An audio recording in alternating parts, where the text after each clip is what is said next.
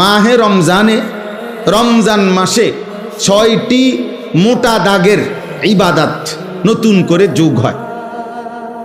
আগের সকল ইবাদত সেটা তো আছেই, আগের যত নিষেধাজ্ঞা হারাম গুনাহ এটা তো আছেই, নতুন করে 6টি গুরুত্বপূর্ণ ইবাদত রমজান মাসে যুক্ত হয়। একজন মুমিনের উচিত, আল্লাহ তাআলা যেহেতু আগের সমস্ত ইবাদত এর সাথে রমজানে আরো 6টি ইবাদত যুক্ত করেছেন নতুন করে, অতএব একজন মুমিনের উচিত এ কথা বুঝা যে রমজান মানেই ইবাদতের জন্য, রমজান মানেই আখিরাতের জন্য, রমজান মানেই নিজেকে গুনাহ থেকে মুক্ত করাবার জন্য, রমজান মানেই ভিন্ন কিছু, রমজান মানেই আলাদা কিছু, রমজান মানেই অনেক কিছু। এক ইমানদারের জন্য, যার আখিরাত দরকার, যার জাহান্নাম থেকে মুক্তি দরকার, যার মূলত জান্নাত দরকার, আর যার এগুলো দরকার নাই তার কাছে রমজান আর গাইরে রমজান ভিন্ন।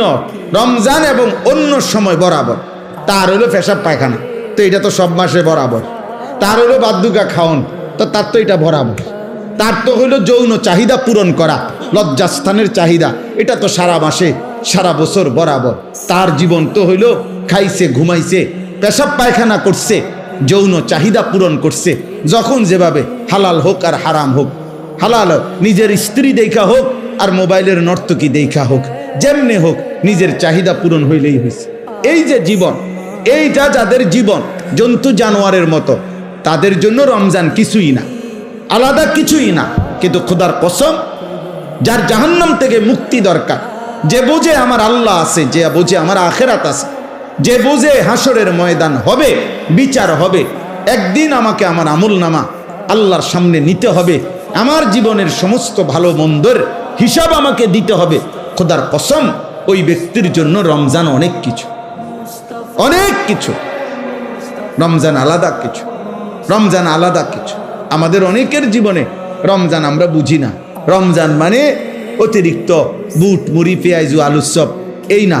রমজান মানে এইটুকু, বরং একজন মুমিনের জন্য অনেক বড় পাওয়া, অনেক বড় চাওয়া মাহে রমজান। এখন 6টি মোটা মোটা নতুন অতিরিক্ত ইবাদত, সেটা কি? 1 নাম্বার রোজা, 2 নাম্বার তারাবি, 3 নাম্বার ইফতার, 4 নাম্বার সাহারি, ওই যে শেষ রাত্রে যে খায় সাহারি, 5 নাম্বার এতেকাফ, 6 নাম্বার শবে কদর।